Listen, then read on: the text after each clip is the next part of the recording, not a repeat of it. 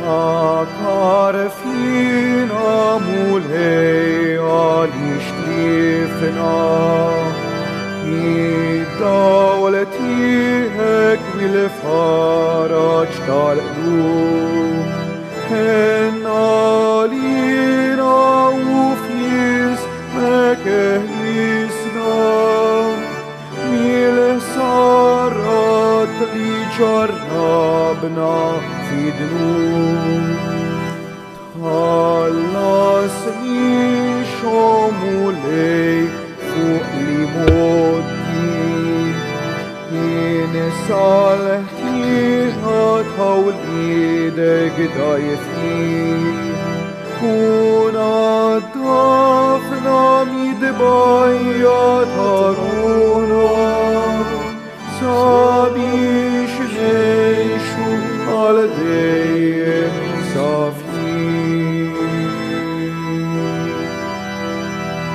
Fl-isem tal-Missier u tal-Iben u tal-Ispirtu Santu, il-grazzja ta' Sidna Ġesu Kristu tkun ma'kom il-koll.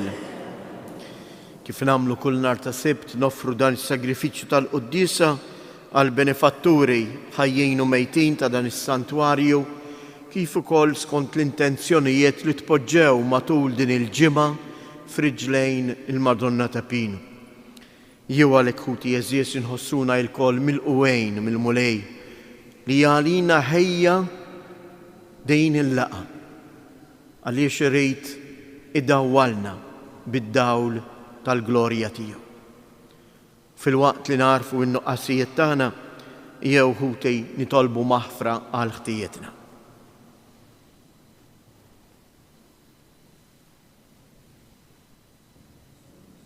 Int il-mibgħut tal-Missier biex turina imħabtu mulej ħniena Kristu Ġesu li ġejt biex tkun id-dawl ta' kull bniedem Kristu ħniena mulej Ġesu inti jilena ta' daw kollha li jilqgħuk mulej ħniena Iħenna lina Alla li jasta kollox jaħfrilna dnubietna u jwassalna għal ħajja ta' dejjem nitolbu. U Alla, inti tridna nisimgħu lill-ibnek il-għażiż. Itmana bl-ikel tal-kelma tiegħek u għamel li ninsaffu l-għajnejn ta' ruħna ħalli nitennew bid-dera tal-glorja tiegħek. Bibnek Ġesu Kristu Sidna li hu Alla u li miegħek jgħix u jsaltan flimkien mal-Ispirtu Santu għal dejjem ta' dejjem.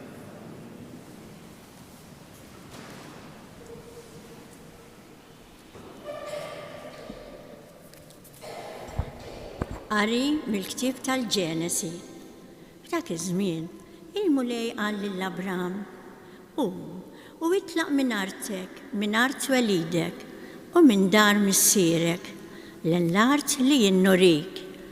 U jien nagħmlek ġens kbir, imbirkek u inkabbarlek ismek u inti tkun barka jien imbirek lil min ibirkek u nisħed lil min jistħek. U jidbirku bik it-tribujiet kollha tal-art. U tela Abraham kif kien qallu l-mulej. Il-kelma tal-mulej.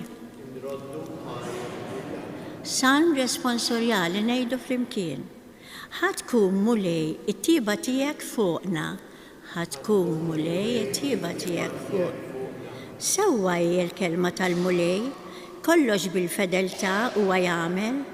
U jħobb id-dritt fis-sewwa bit-tieba tal-mulej mimlija l-art. Ngħidu flimkien, ħatkun mulej it-tieba tiegħek fuqna. Ara, għajnejn il-mulej fuq dawk li jibżgħu minnu, fuq dawk li jittamaw fit-tieba tiegħu biex jeħilsilhom mill-mewt ħajjithom u jaħjihom fi żmien il-ġuħ.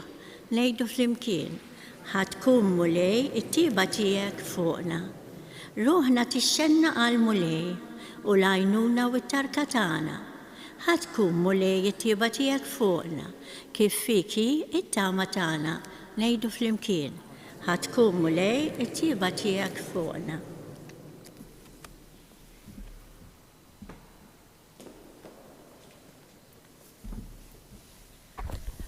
Qari mit-tieni jittra ta' San Pawl Apostlu lil Timotju. Aziz, aqsam mijiet batija l-Evanġelju u wafda fil-qawwa t'Alla li salvana u sejħilna b'sejħa qaddisa, mhux għax qies l-emejjel tagħna, imma skont il-pjan tiegħu stess u skont il-grazzja tiegħu.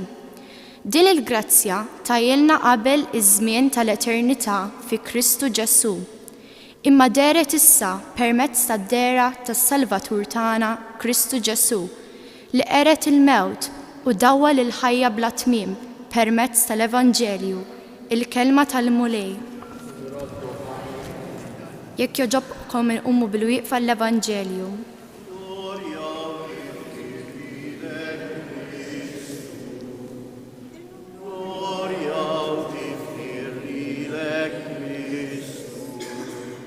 Fi sħaba kollha dawl leħen il-missier instema' b'dan u ibni l-Aziz li fih sibt l-għaxqa tiegħi isimgħu lilu.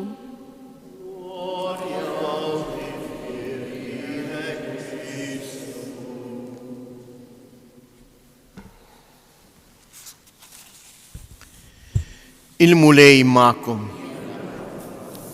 Qari mill-Evanġelju skont San Mattew. F'dak iż-żmien Ġesu ħamijew lil Pietru u lil Ġakobu u lil ħoħ Ġwanni. Tellaħħom fuq muntanja għolja waħedhom u tbiddel qudiemhom. Wiċċu sar jiddej bħax-xemx u l-biesu sar abjad bħad-dawl u derulhom Mosè u Elija jitħattu miegħu.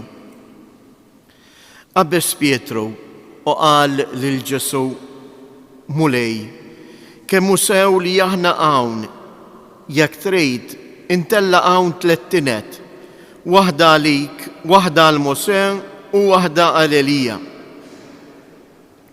Kif kienu għad jitkellem, sħaba kollha dawl għad tiethom.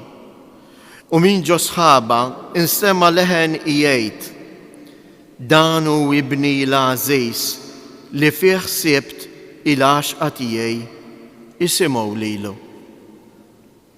Id-dixxiepli kif semgħu dan waqgħu wiċċhom fl-art mimlijin biża'. Ġesu resaq lejhom messhom u qalilhom: Qumu, la tibżgħux. Huma refgħu għajnejhom u maraw il-ħadd ħlif lil Ġesu waħdu. Huma neżlin minn fuq il-muntanja, Ġesu ordnalhom u qalilhom: Tgħidu l-ħadd b'din id-dera sa ma bin il-bniedem ikun qam mill-imwiet. Il-kelma tal-mulej.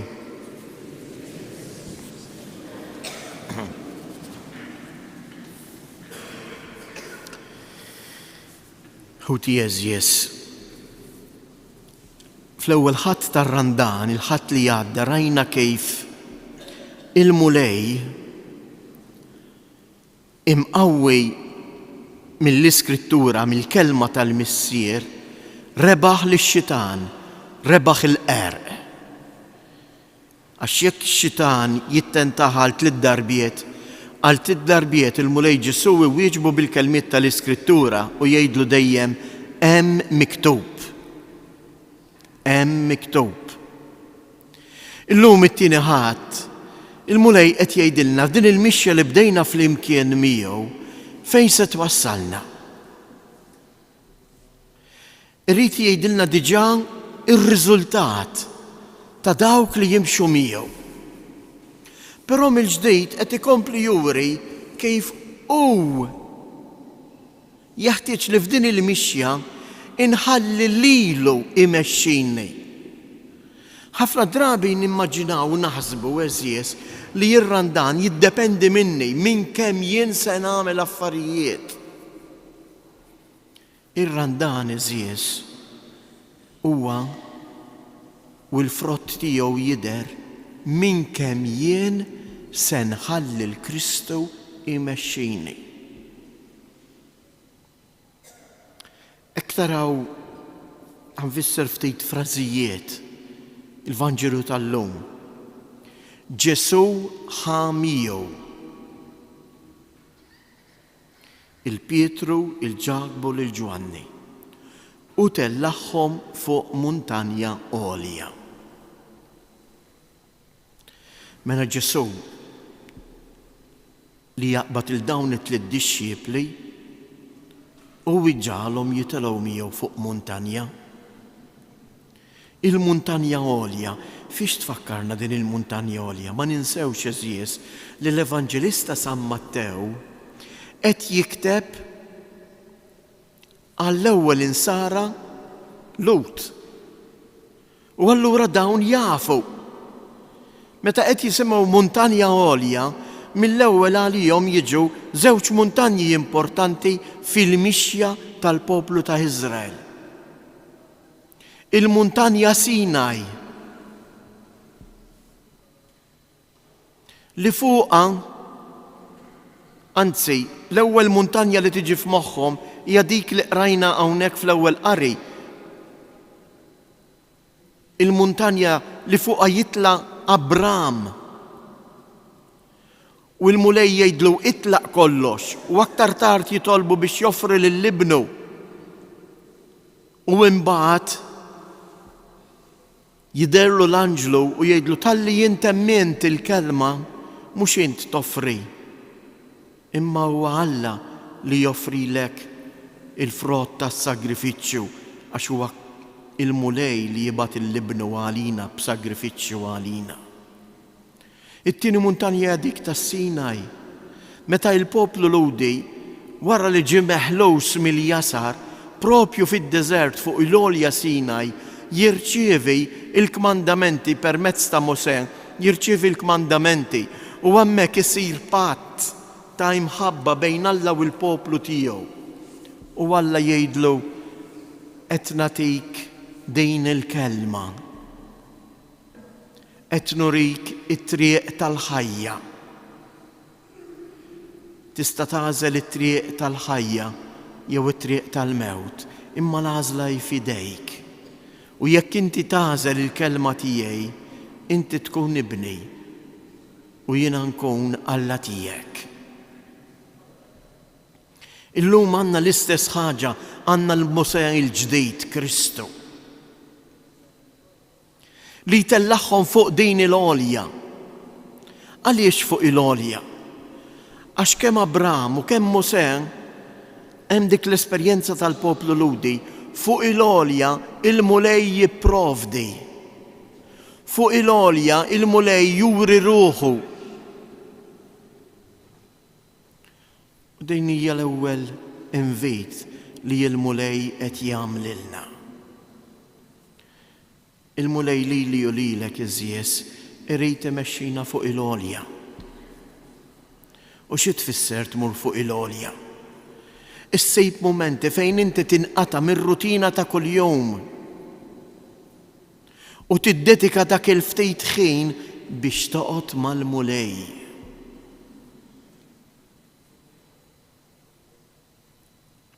Ejjew ma nibżgħux, ejjew nagħmlu kuraġġ.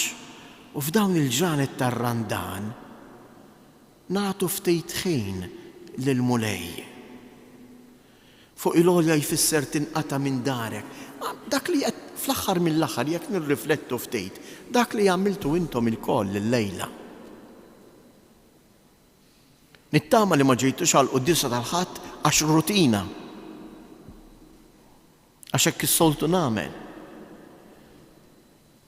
Imma jiena u intom ħallejna d-djar tagħna, ħallejk il-ħin, ħallejt it-televiżjoni, ħallejt il-kċina, ħallejt it-tisjir, ħallejt it-tindejf biex nagħtu ftit mill-ħin tiegħi ħalli nisma' lill-mulej. Mhux għax ġejt hawn għax nibża mill-mulej, imma ġejt hawn ħanħallih jitkellem. It-tieni punt.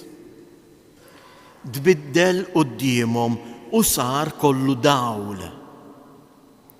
Imma interessanti hu li meta kien qiegħed ikellimhom u tbiddel qudiemhom, sħaba kollha dawl għattietom. anka din għal poplu ludi is-sħaba li tagħti il-muntanja mija xejn għajr il-preżenza ta' Alla.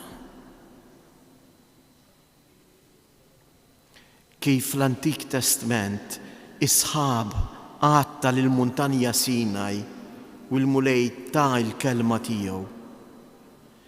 Kif fl-Antik Testament meta Salamon ġebiex u David ibirku it-tempju li bena Salamon, is-sħaba tagħti lit-tempju u tinżel il-preżenza ta' Alla.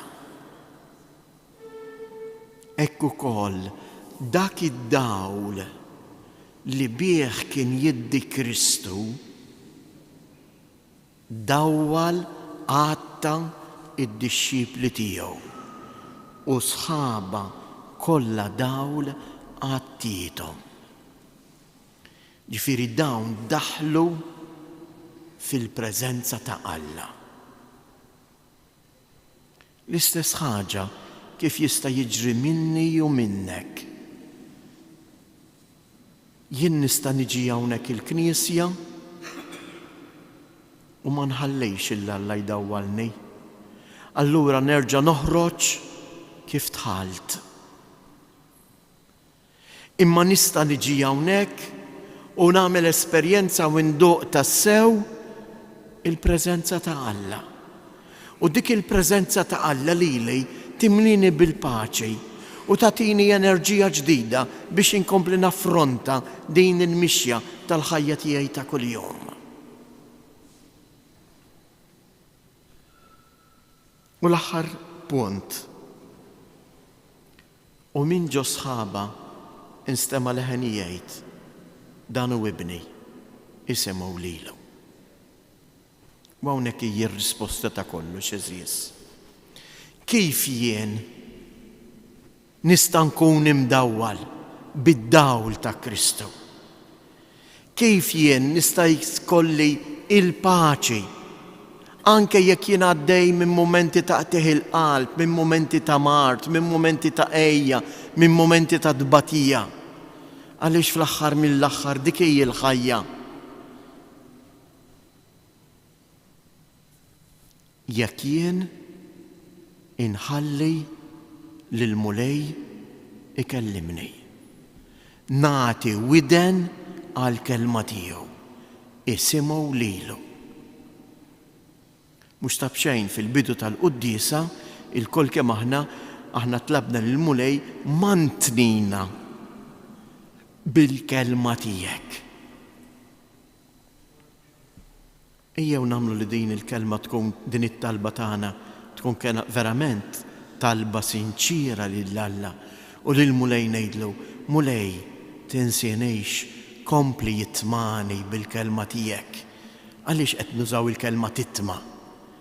Għaliex il-bniedem ma jistax jgħix mingħajr l-ikel.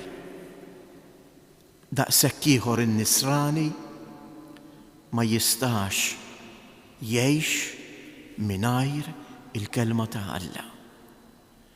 In-nisrani mingħajr il-kelma ta' Alla huwa bniedem li jgħix fid-dlam għax il-kelma ta' Alla hija dak li jdawwal il-ħajja tiegħi u tiegħek.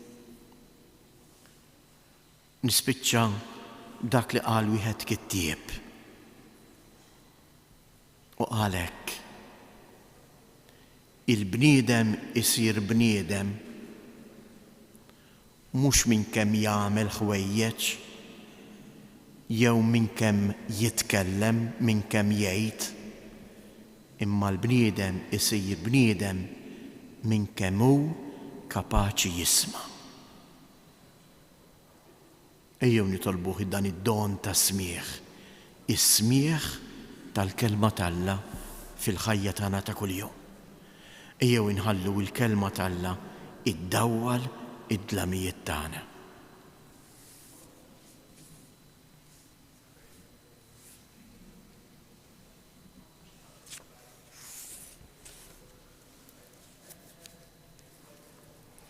Nistqarru il-fidi tagħna.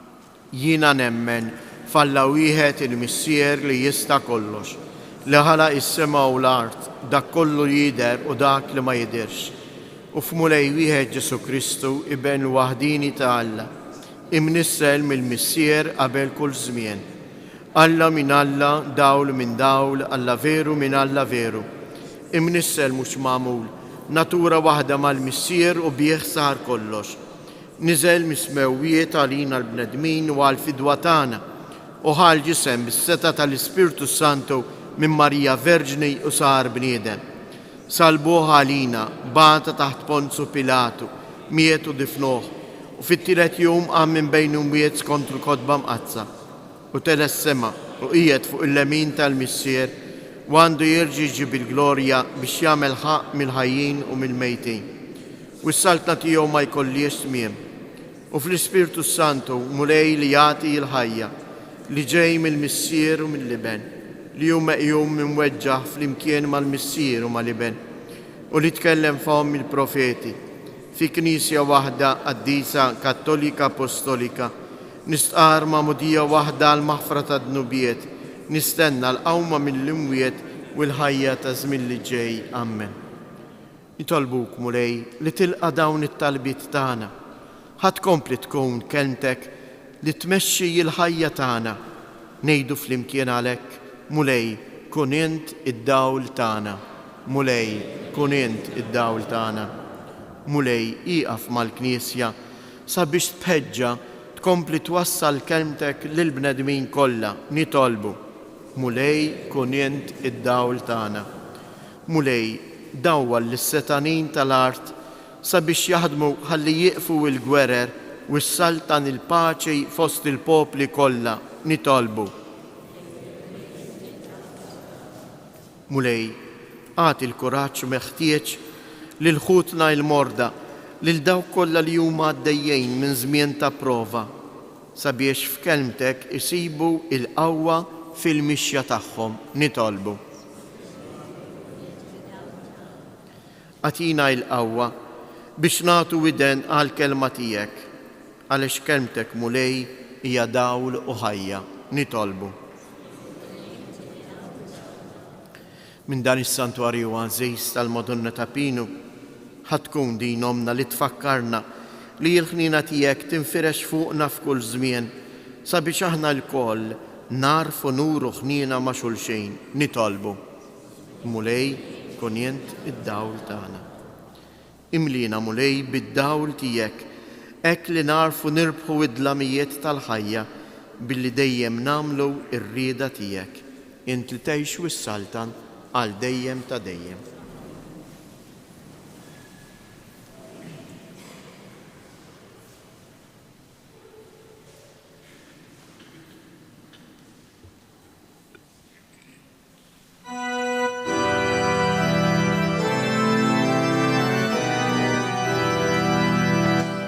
Hennalina mulej, hennalina, hennalina mulej, hennalina.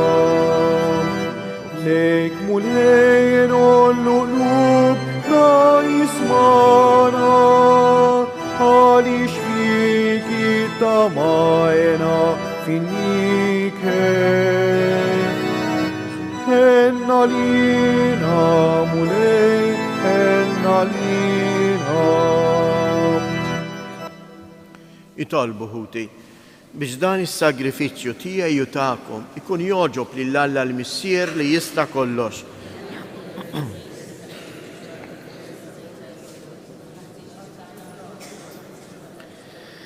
Il-vittma li sejrin nofrulek mulej tnaddafna minn ħtijietna, tqaddisna fir-ruħ u l-ġisem biex niċċelebraw kif jixraq il-misteri tal-Għid bi Kristus Siedna. Il-mulej magħkom, nerfgħu qlubna il fuq, niżżu ħajr lill-mulej Alla tagħna. Sewwa u xieraq tas-sew mulej Missier Qaddis, Alla ta' dejjem li tista' kollox, tajjeb u taġid tas-salvazzjoni tagħna li dejjem u kullimkien inroddulek ħajr bi Kristus Siedna. U ħabbar il-mewt tiegħu lid-dixxiepli u fuq il-għolja imqazza u rihom is-sebħ tiegħu biex kulħadd jaraf tajjeb li l-glorja tal-qawmien għal-ħajja tinkiseb permezz tal-passjoni kif xedu wkoll il-liġi u l-profeti. Għalhekk flimkien mal-qawwiet tas-sema qatt ma nifqu nfaħruk fuq l-art u bla qiegħda intennu il-kobor tiegħek. Għaddejs, għaddejs, għaddejs. Mulej Alla tal-eżerċiti, ismewwitu l-art mimlija bil-glorja tiegħek.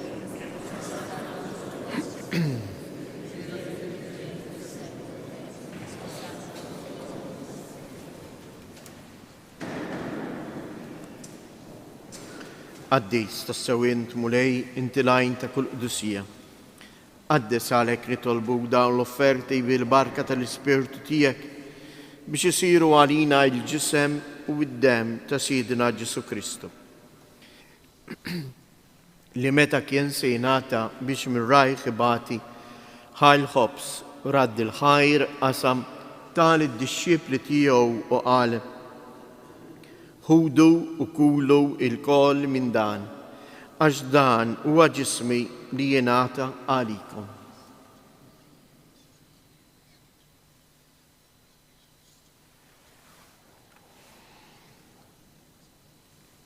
Ekku koll wara li klaħa l-kalċi, reġa' radd il-ħajr tal-dixxiepli tiegħu u qal: ħudu u xorbu minnu il-koll, għax dan huwa il-kalċ ta' demmi tal-patt il-ġdejt li jibqa' dejjem.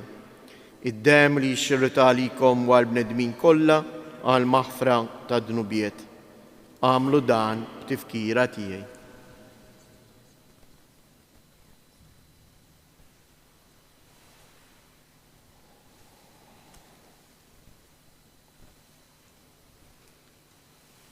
Dan hu il-misteru tal-fidi. Salvana int, o Salvatur tad-dinja, għax bis-salib u l-qawmen tiegħek inti fdejtna.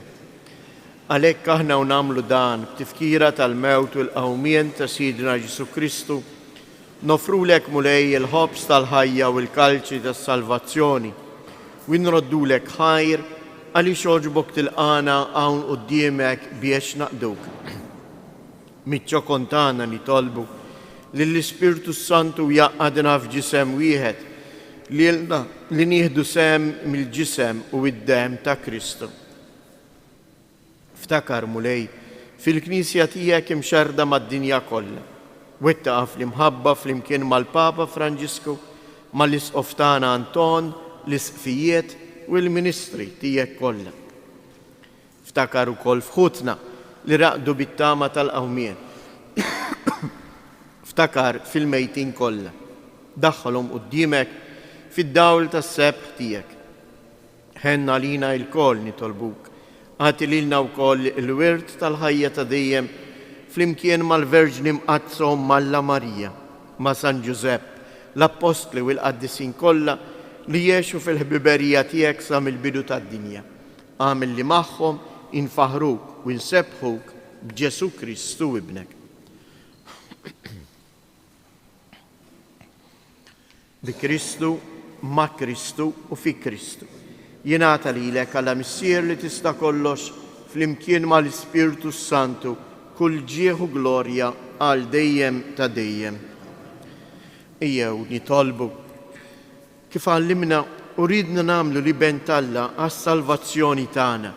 Missierna li inti fis-smawiet jitqaddis ismek, tiġi saltnatek, ikun li tritient kif is-sema hekk fl-art. Ħobżna ta' kuljum għatina llum, aħfrilna dnubietna bħalma naħfru lil minuħati għalina u la ddaħħalniex fit-tiġrib iżdaħlisna mid-deni. Eħlisna nitolbuk mulej minn kull deni. Għatina fit-tieba u l-ħnina tiegħek il-paċi fi żmienna biex inkunu ħielsa dejjem mid-dnub, imħarsa minn kull inkwiet. Aħna u nistennew u nittamaw ilena u l-miġja tas-Salvatur tagħna Ġesu Kristu. Mulej Ġesu Kristu li jgħid lill-Apostli tiegħek inħallilkom isliem, nagħtikom isliem tiegħi, la tħariex lejn nubietna, iżda ħares lejn il-fidi tal-Knisja tiegħek. Għatija isliem u laqda li jien trid fija int li tgħix wis-saltan għal dejjem ta' dejjem. Il-paċi tal-mulej tkun dejjem magħkom. Għatu l-paċi lil xulxin.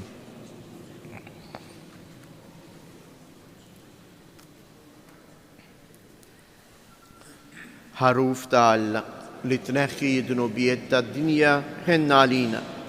Ħaruf ta' Alla li tneħħi d-dnubijiet tad-dinja ħenna għalina. Ħaruf ta' Alla li tneħħi d-dnubijiet tad-dinja għatina il-paċi.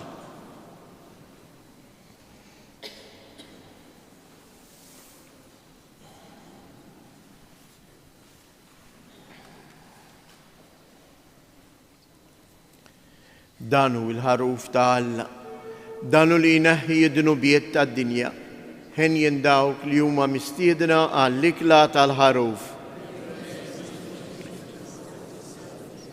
Iżdejt kelmu waħda, ruħi tkun fejn. Il-ġisem ta' Kristu ħajja ta'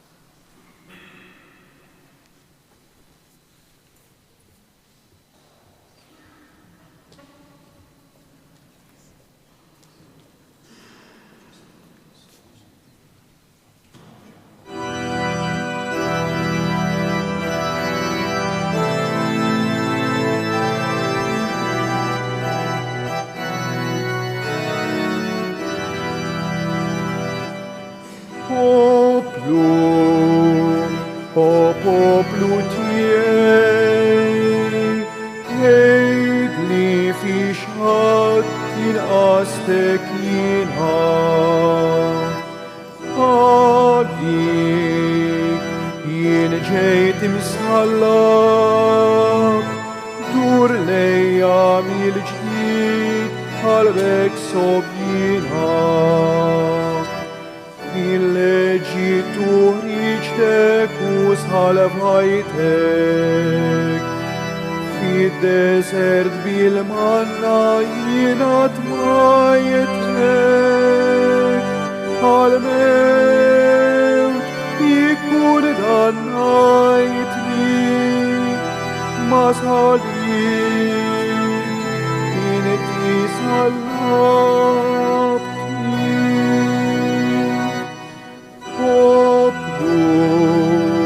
O poplu tiegħi, ħejli fi xħat inqastek jiena.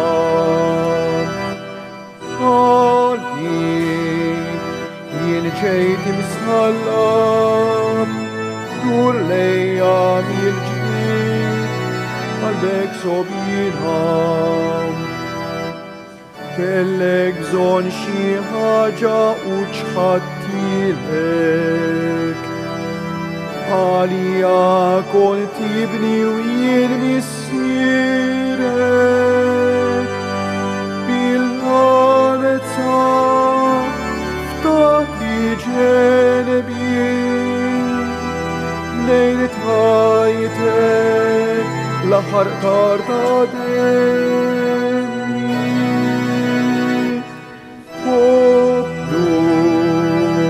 O poplu tiegħi, ħejli fi xħat inqastek jiena. Għalik jien ġejt imsħallab, dur lejja mill-ġdid lek sobjina. Saba kolla daw li triqu rnejtek, l-ilma mill-blad ġiri proftejtlek, fil-ħaġ il-ħal ġejt sejtni, għaliex malajr insejti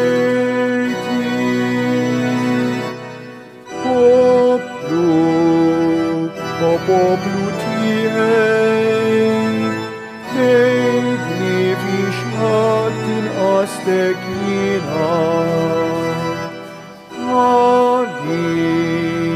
jien ġejt imsħalla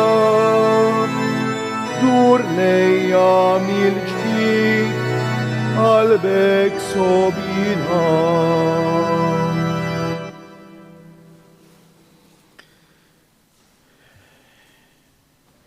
Tillaħħom fuq għolija u tbiddel quddiemu. Lilna ġebarna hawnhekk f'dan is-santwarju biex temana bil-kelma tiegħu. Ejjew għalik ħuti fiskiet nitolbuh biex il-kelma li jagħtina tkun kelma tas-sew li jiddawwal il-ħajja tagħna.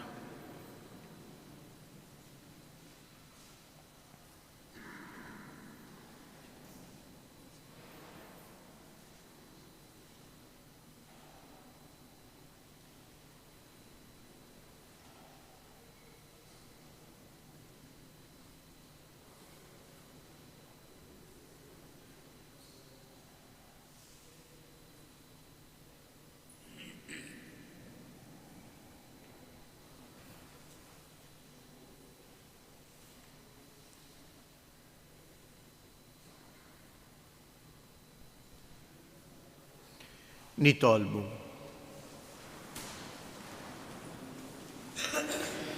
Bil-ħrara kollha nroddulek ħajr mulej għal din it-qarbina li għamilna li bija sa minn din id-dinja stess tatina sem mill-ħwejjeġ tas-sema bi Kristu Siedna. Namlikom xi avviżi nfakrukom li hawnhekk f'dan is-santwarju kull nhar terba l-erbgħat kollha tar-Randan qegħdin isiru l-eżerċizzi. Din sir kun hawn waħda fit-9 ta' filgħodu u l-oħra fis-7 ta' filgħaxija. Kulħadd jażel l-aħjar ħin għalih. Ejjew imma nħallu l-mulej jikellimna. Dan hu li jfisser titla' fuq il-għolja. Nagħmlu deċiżjoni li nagħtu ftit wisa lill-mulej f'ħajjitna. X'inhi nofsija għal darba fil-ġimgħa. Insibu ħin għal kollox. Ma ħin biex nisma' l-kelma tal-Alla għandi qed noħloq madwari. Fl-istess ħin ukoll infakrukom li kull nhar ta' Ħadd ukoll fis-6:30 ta' filgħaxija ikun hawn il-lezzja divina. Ħeġġukom qegħdin f'dan iż-żmien tar-Randan, żmien anke ta' qotja, turija ta' mħabba lejn xulxin, dan nistgħu nagħmluh bl-ikbar ġest meta wieħed li hu f'saħħtu imur jagħti id-demm. Bħalissa fl-istarijiet tagħna hemm nuqqas tal-provista tad-demm. Għalhekk inħeġġukom biex minnu f'saħħtu nhar it-tlieta li ġejja imur jagħti id-demm fil-berġa tax-Xewkija bejn is-sija ta' wara nofsinhar u l-5 ta' filgħaxija. Namlu appellu koll iż-żgħażagħ li jaħdmu jew qegħdin jistudjaw f'Malta u nfakruhom li nhar it-tlieta jibdew l-eżerċizzi għaż-żgħażagħ minn Father Brendan Gatt fil-kappella tal-Università. Dawn ikunu kull nhar ta' tlieta matul dan ir-Randan fit-8 ta' filgħaxija. Fl-aħħar ħaġa marbut ukoll mal-karità, l-ġest ta' karità, tinsewx li fuq l-artal tal-ġemp hemm dik il-qalb tal-karità biex hemmhekk nofru l-offerti tagħna li jkunu ġejjin frott is-sawm u ċ-ċaħdiet tagħna f'dan ir-Randan. Naħna niċċaħdu mhux biex naħkes lil innifsi, imma biex niċċaħħad u minn dak li niċċaħħad niftakar u nagħti widen li hemm ħafna oħrajn li huma mċaħdin minn dak kollu li għandi jien. U għalhekk ngħin lil ħuti li huma fil-bżonn. Il-flus li jinġabru minn dik il-qalb imorru kollha għal karità li s-santwarju joffri matul is-sena. Il-mulej magħkom. Iberikom Alla li jista' kollox il-Missier, l-Iben u l-Ispirtu Santu. Morru u għejxu fil-paċi ta' Kristu.